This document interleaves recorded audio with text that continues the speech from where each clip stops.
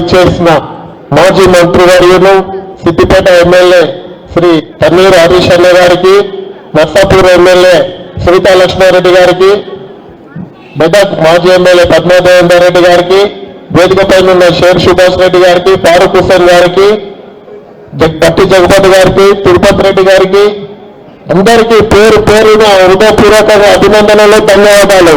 ముఖ్యంగా ఈరోజు పెద్ద ఎత్తున తన అనుచరులతో బ్రహ్మాండంగా కాంగ్రెస్ పార్టీ నుంచి టీఆర్ఎస్ లో జాయిన్ అవుతున్న సురేందర్ గారికి, వారి అనుచర గణానికి పేరు పేరున హృదయపూర్వకంగా అభినందనలు, ధన్యవాదాలు. వారితో పాటు ఉమ్మడి మెదక్ జిల్లాలోనే మెదక్ నియోజకవర్గంలో రాజకీయంగా రాటుదేలిన మెదక్ జిల్లా వాసులకు పేరు పేరున హృదయపూర్వకంగా అభినందనలు, ధన్యవాదాలు. నా పేరు నాగేష్ ముద్రాజ్. మీ అందరికీ చాలా మందికి పరిచయమే. నేను గతంలో ఇక్కడ కాంగ్రెస్ పార్టీకి 5 సంవత్సరాలు ఇన్ఛార్జిగా పనిచేసిన మెదక్ నర్సాపూర్కి. మన అన్న హరీష్ అన్న గారి పిలుపు మేరకు నేను 2023లో పార్టీలో జాయిన్ కావడం జరిగింది.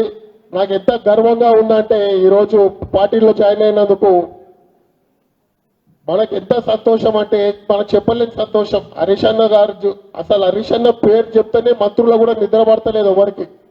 మీకు తెలుసు, హరీష్ అన్న అసెంబ్లీలో కాలు పెడితే ఒక్కరంటే ఒక మంత్రి లేచి నిలబడి మాట్లాడడానికి కూడా వణికిపోతున్నారు. మొన్న ఒక విషయంలో హరీష్ అన్న గారు లేస్తే 9 మంది మంత్రులకు దీపు పగిలేటట్టు సమాధానం చెప్పినా లేదా?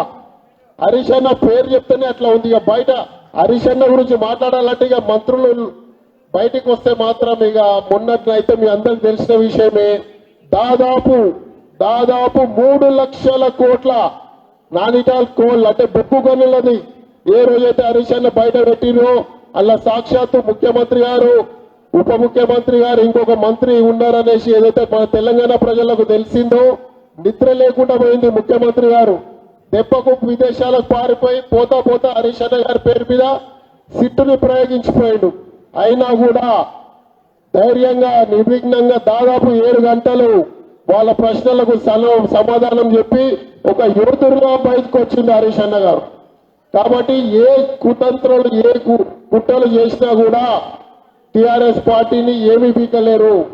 ఇంకొక ముఖ్యమైన విషయం, రానున్న రోజుల్లో మెదక్ జిల్లాలో, ఉమ్మడి మెదక్ జిల్లాలో సిద్దిపేట, మెదక్, నర్సాపూర్లో మీరు ఏ విధంగానైతే సర్పంచ్లను గెలిపించారో అదేవిధంగా మున్సిపల్ ఎలక్షన్ లో కూడా టిఆర్ఎస్ పార్టీని అత్యధిక మెజార్టీతో గెలిపిస్తారు. ఆ గెలుపు ఇక్కడి నుంచే ప్రారంభమవుతుందని మీ అందరి తరఫున నేను మనస్ఫూర్తిగా కోరుకుంటూ ఇక్కడికి ఇచ్చేసిన ప్రతి ఒక్కరికి పేరు పేరున హృదయపూర్వక ధన్యవాదాలు. ముఖ్యమంత్రి గారు మొన్న ఒక మాట అన్నారు, మేడారం తల్లి సాక్షిగా 100 కోట్లు మేడారంకి ఇచ్చిందంట. ఆయన జన్మ ధన్యమైపోయిందంట. అతని పేరు సువర్ణాక్షరాలతో నిండిపోయిందంట. ఆ ఇచ్చిన 100 కోట్లలో 3 ఇన్ఛార్జీలను వేస్తే కమిషన్ల కోసం 3 మంత్రులు ఏ విధంగా కొట్లాడుకున్నారో మీరందరూ సాక్ష్యం.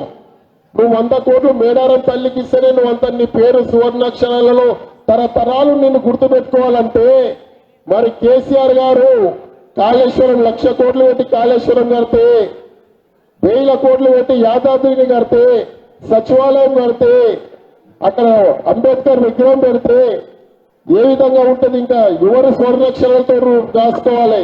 మీరందరూ త్వరలోనే ప్రతి ఒక్కరు జేబులో ఒక ఇంగ్లీష్ డైరీ పెట్టుకొని కూర్చోండి. ముఖ్యమంత్రి గారు విదేశాలకు వెళ్ళింది ఇంగ్లీష్ నేర్చుకోవడానికి. ఇప్పటిదాకా తొండలు, పేగులు, కళ్ళు వికడం అంతా తెలుగులో తిట్టిరు మన భాష యాసలో. ఇప్పుడు వచ్చి ఇంగ్లీష్ లో తింటారు.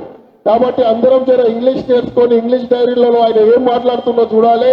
ఆయన చదవనికి పై చదువులకు పోయినట్ట, మొత్తం బూతులే నోరు తెరిస్తాయి. కాబట్టి మీరందరికీ రాజకీయ చైతన్యవంతులు మీరందరూ ఒకసారి ఆలోచించి ఈ గడ్డ పైన గులాబీ జెండా ఎగరవేయాలని మనస్ఫూర్తిగా కోరుకుంటూ నాకు ఈ అవకాశం ఇచ్చిన పెద్దలందరికీ హృదయపూర్వకంగా అభినందనలు, ధన్యవాదాలు.